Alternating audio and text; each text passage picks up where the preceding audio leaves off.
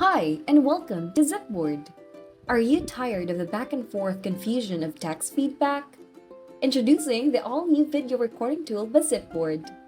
Let's dive into how to use the video recording tool. With this new feature, you have three recording options.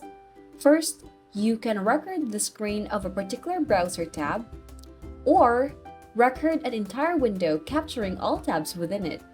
And finally, you can record your entire screen, allowing you to share feedback beyond just your browser. Here's how to get started.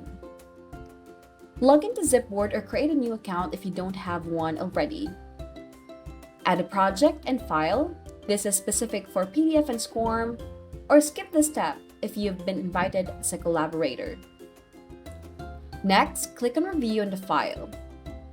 Click the video icon and select Record in the annotation toolbar on the left-hand side of your screen.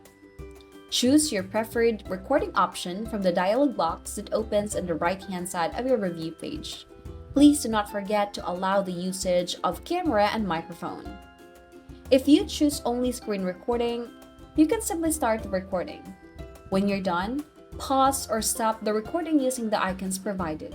The video will automatically be saved. And in order for you to access the recorded video, there are two ways on how you can do that. One, by clicking the slideshow button. It will open another window in which you have the option to annotate the recorded video. The second way is to go back to your zipBoard account and click on Captures. And for self-recording, simply give access to your camera and microphone and start recording. It's that simple. Share your thoughts with clarity and context using zipBoard's new video recording tool.